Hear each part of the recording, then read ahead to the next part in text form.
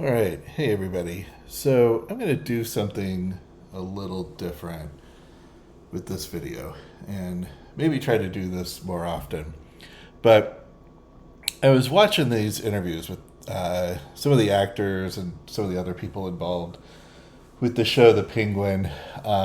Spoiler alert, by the way, if you haven't seen The Penguin or the most recent Batman movie, there's some slight spoilers here. So if you're worried about spoilers, don't watch this video yet. Watch the show. It's good. I like it. But anyways, I was watching these interviews and I was sort of it struck me how different some of the individuals are that they're interviewing. And in terms of the way they sort of express their cognitive functions, um, and in particular their knowledge functions and sort of their engagement functions, which I want to focus on. So I'm going to go through the videos or the interviews and just sort of highlight some things that I've noticed, some things that I've picked up on. One thing I want to stress though before starting, I mean, I'm going to probably here and there say, this person gives me ISTP vibes or INFJ vibes or something like that. But the point of the video isn't really trying to argue that anybody is one particular type or another. Because of all the caveats involved, this is one interview and, they're being asked to focus on very specific things. But really, I think it's more useful to just sort of see how the functions kind of manifest themselves when somebody's presented with a particular type of question, right? And you could do your own math on what type you think that means they are. But again, instead of focusing on the type, I'm really just going to focus on what sort of function I think they're expressing or having trouble expressing in some cases. So, without further ado, we'll get started here.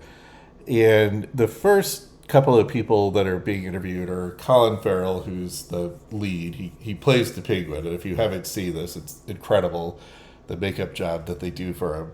You can't recognize him at all, and so they spend a lot of time talking about that because it's so cool.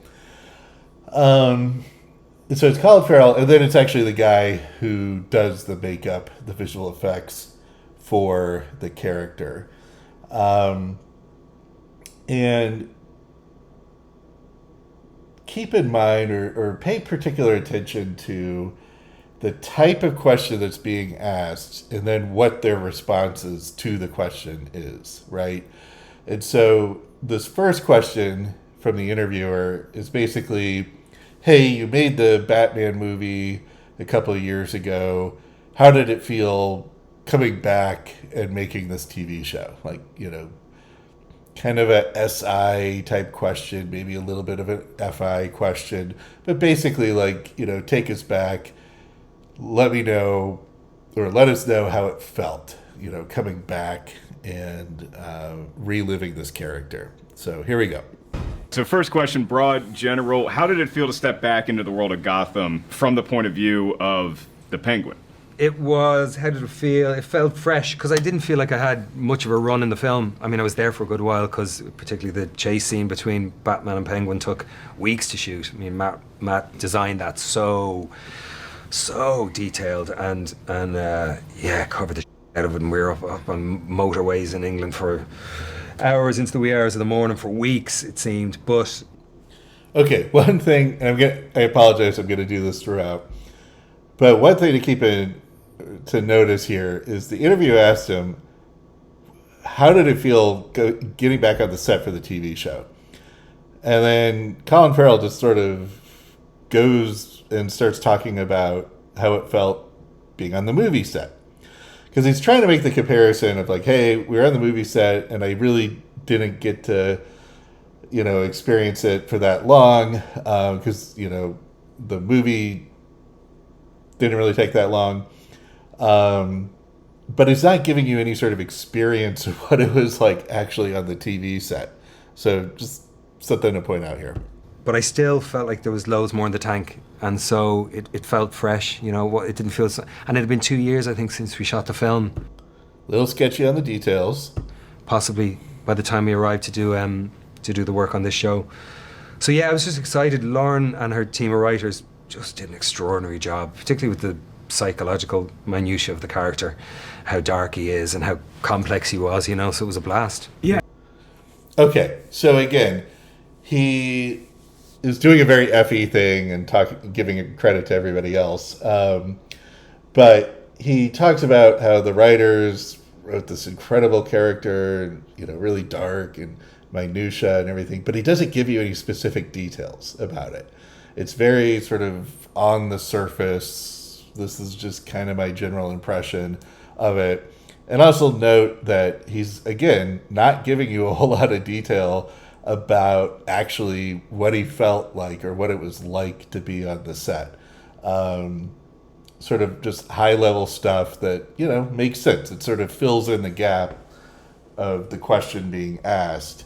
And I'm going to show you another individual who's interviewed later who, actually Matt Reeves, the guy who's sort of behind all this. And he is much more of a storyteller. When he gets into his SI, he gives you a lot of detail and you feel like you're there, right?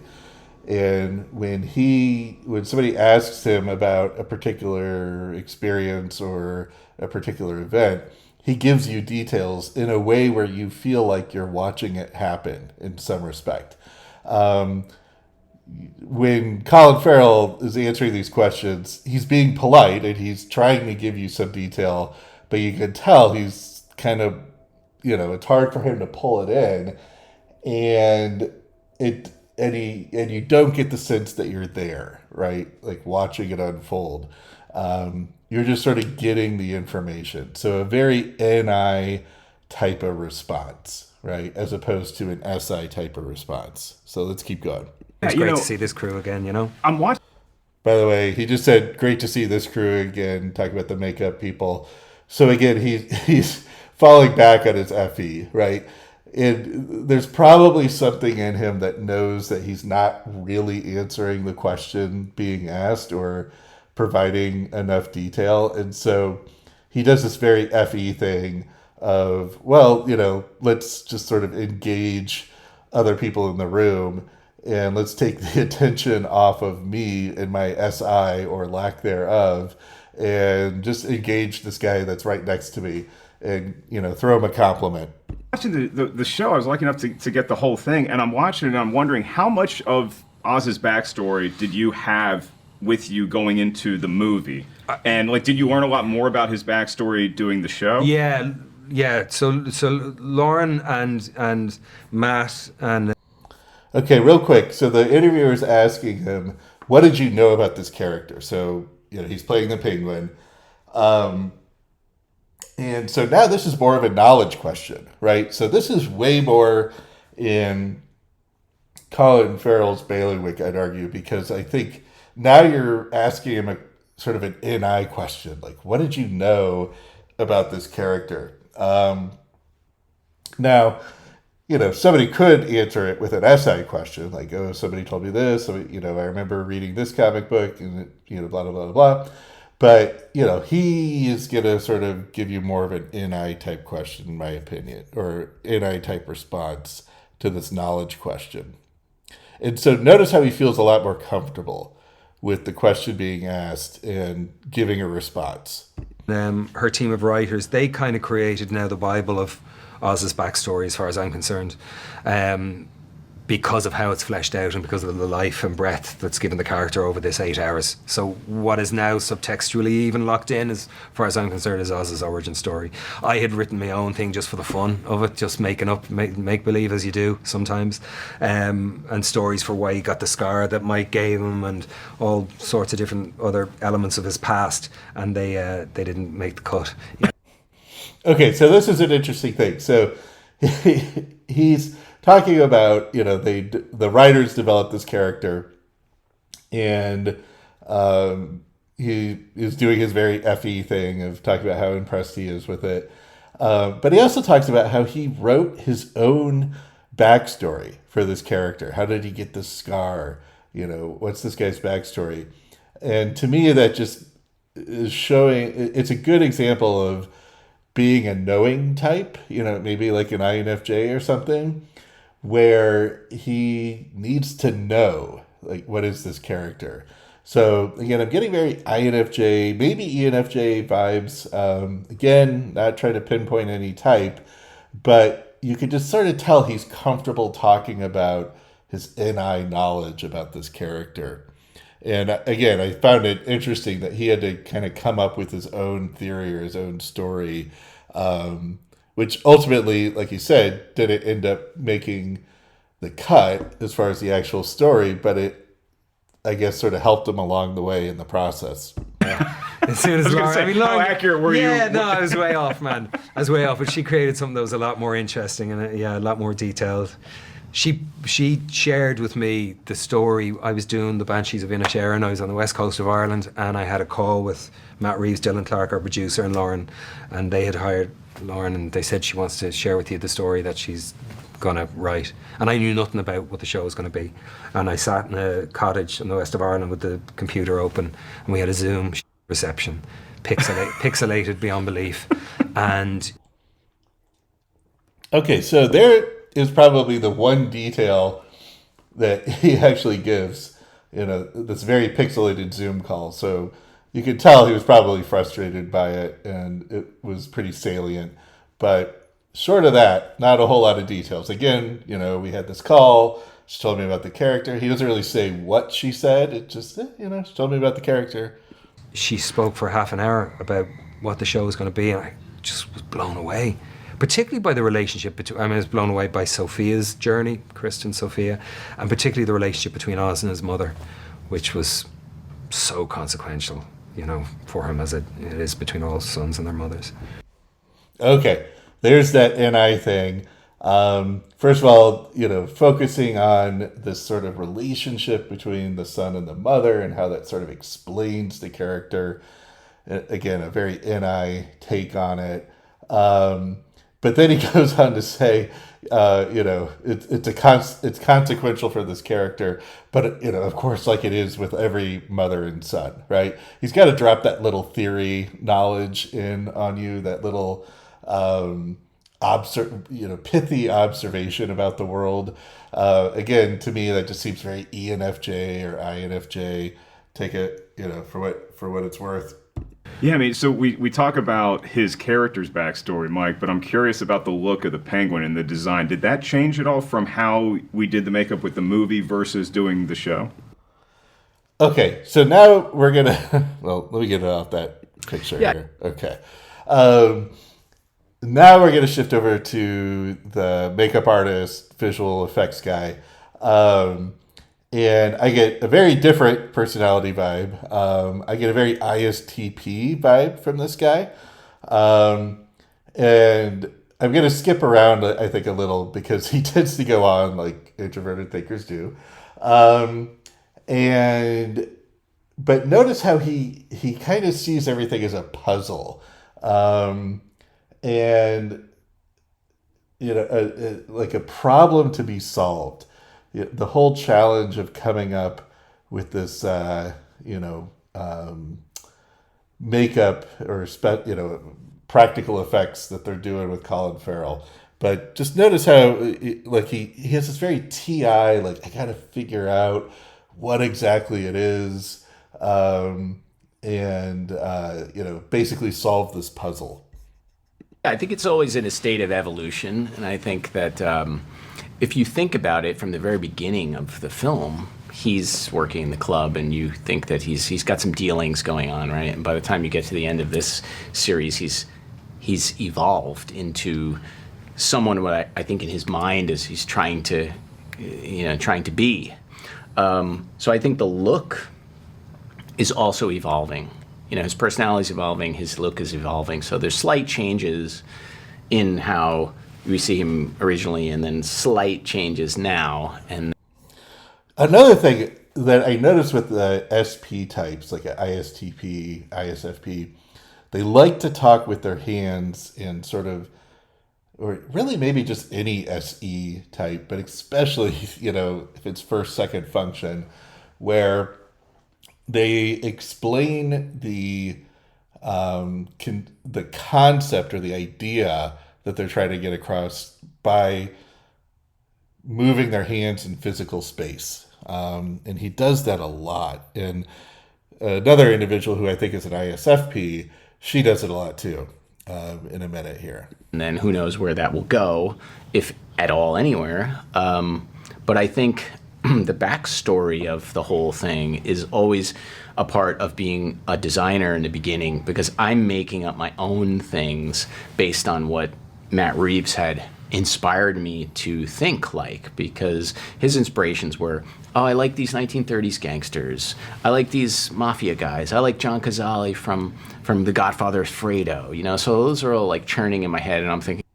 Okay, notice how, so Matt Reeves is the director, sort of guy behind the Batman, these new Batman movies and shows. And notice how he was given, several different types of personalities, 30s gangsters, and then a character from The Godfather, so on and so forth. And he sees this as a puzzle that needs to be solved, right? In a very TI kind of way. You're like, okay, what does this guy look like, and what is happening? Because his face is so different from Oz's face, and his personality is so different from Oz's. So I'm thinking of possible, like, where did this stuff come from? Where did this scar happen? Where did this skin happen? What happens when someone has skin like this? How do they develop? What world are they living in? So it's just this constant layering of like physical and environmental changes that happen and to develop a person. So I'm playing almost like a Dr. Frankenstein type thing in my laboratory. I'm sculpting these things and I'm thinking all of these things without even. Notice how many times he says he's thinking. Just thought that was interesting. Just freely, based on an inspiration. I had a conversation with Matt, and I've had many phone conversations with Matt Reeves about films we love and things that are important and all of that, and reading the script and all of it. So it kind of like is amalgamation of things that layer, and then when he. Again, with the hands, right? Some things are parsed out, but then we have to combine them and mold them into something. And poor Colin Farrell, right? He's just like, he's got his FE on, but he's kind of tuned out a little, I think, here. Comes into the picture, it's the voice and the walk and everything. So it's just like this layered, deep character that you really don't know anything about, and it tells a story. The way he looks, immediately when you see him, you're like, what is this? Who is this guy? So it's a real collaboration between the two of us. I'm making. Okay, now I think he sort of realized that he went on a little TI rant and he picked up on it. And so he's trying to bring a little bit of FE into the conversation, which of course is, fourth function for him. Him look a certain way in my team. He's doing a certain thing. You have Lauren's script, you have Matt's world. But again, it's all these pieces that we have to put together, big giant puzzle. It's like this whole thing of like this collaboration, this jam. And then that script, there's a lot more action for Oz in the show as far as like movement. We're moving, we're shaking, we're lifting some very heavy objects. Yeah.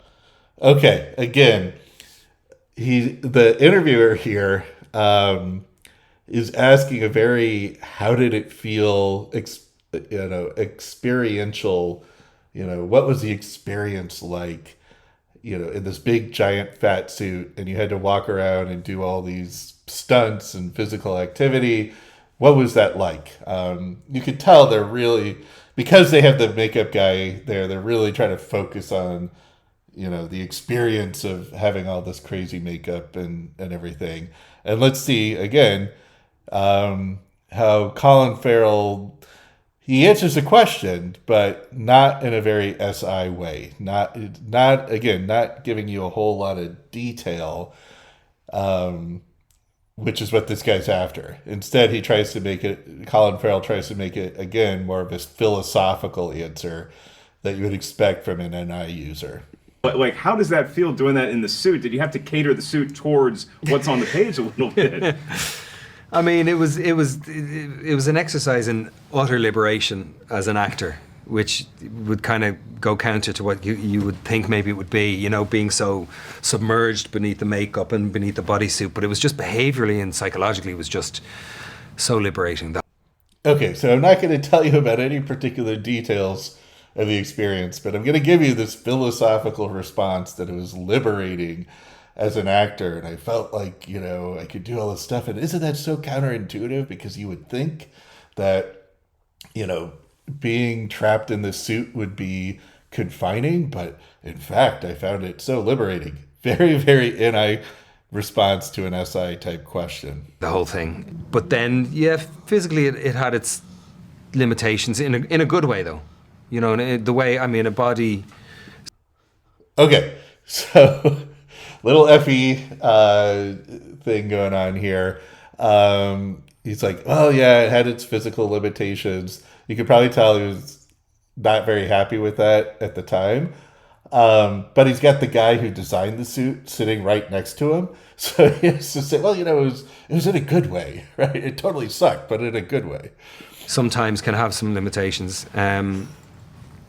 Yeah, it all fed into who he was and how he'd not only presented to the world, but how he felt the world saw him and his own limitations. And obviously, there's something up with his right foot. You know, he's got a club foot on his right side, and that's something that affected his walk. And that was something that I worked on and just messed around with. I mean, I just felt like I was in the sandbox between what he and his team created and designed.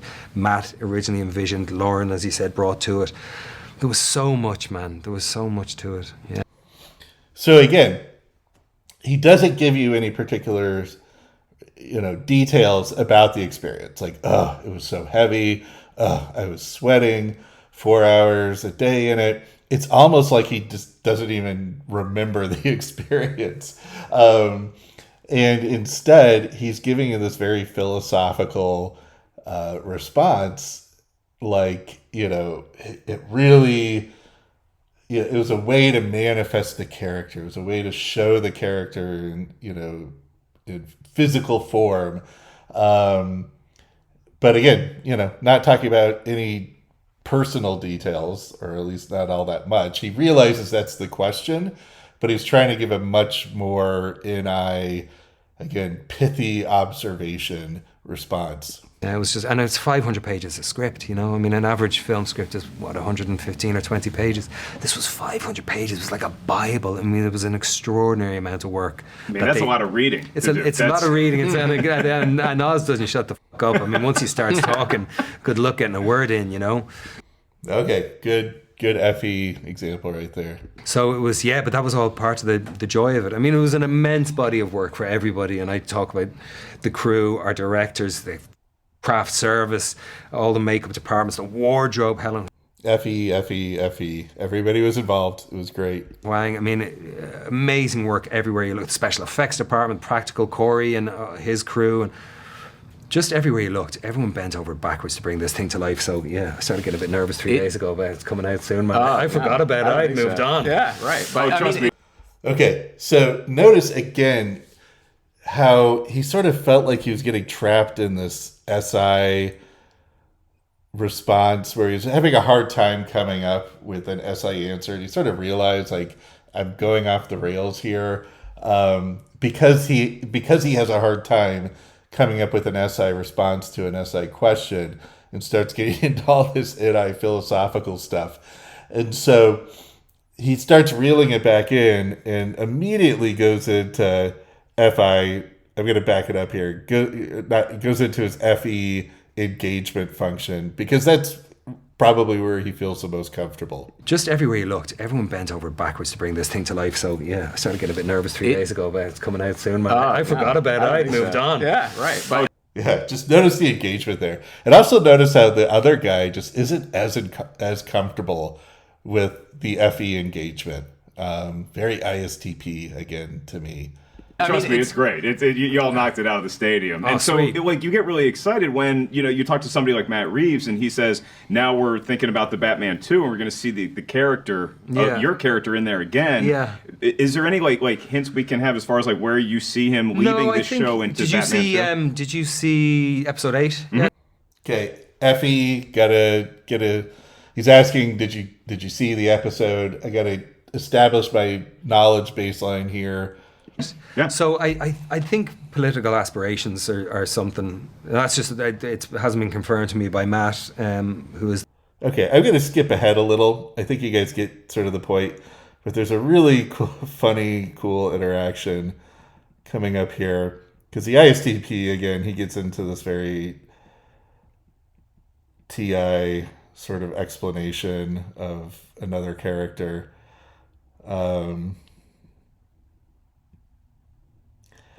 Again, I love notice the original stuff. Like Colin in the Farrell's got his Detective arm Comics. around him. Because now they have like an app where you can. You can see Colin Farrell's got his arm around him, and he's trying to, engage with the guy. Really want to find. Dream, like, oh, that'd be so cool to work on. Well, I mean, we've seen so many Jokers, and we've seen.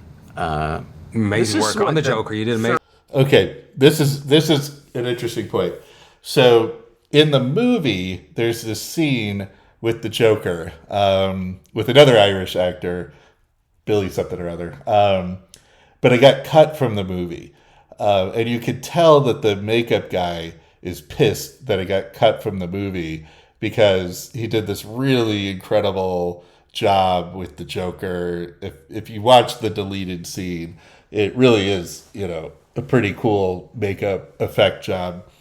And you could just tell he got pissed that it got deleted from the movie. And watch Colin Farrell engage in his FE to try to, smooth out because you can tell he knows. Amazing work already on the Joker. Oh yeah. Well, we did.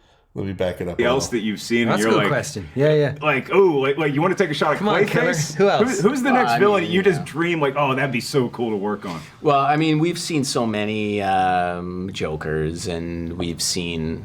Amazing This is work on what, the Joker. You did amazing third or work already on the fourth- Joker. Oh yeah. Well, we did a shot at that, which be shy was now. selected shy. out, and What about the villain? What about the villain known as the Gun Show? What about him? I mean, just look at this. Look how Colin Farrell is probably super tired. He's probably been doing these interviews all day. And so he's got to just get into that FE engagement. So he knows that this guy was probably pissed about that scene getting deleted. It probably cost the guy an Oscar. He was nominated for an Oscar for this movie. And if that scene was in there, who knows? He might have won it. But Colin Farrell's doing this FE thing about, what about the gun show monster? And he's trying to cheer this guy up, with his little FE charm here. Yeah, well, maybe these are the villains, but You I could think be really Mr. Freeze, these you are the know? villains. Yeah, maybe. Okay, so I think that's enough with Colin and Mike here. I'm going to do a follow-up video, because this one's going on for a while, with some other individuals, and hopefully compare and contrast them. So watch those videos, and you'll see in particular, Matt Reeves, who is much more of an SI user. And you just see him just rattle on, these these stories with a lot of detail that you would expect from an SI type question. So interesting to sort of compare and contrast these two who are more NI SE types, don't really get into all the details, but talk about them in sort of high level, versus this other guy. So watch for that video, and I will see you in a bit.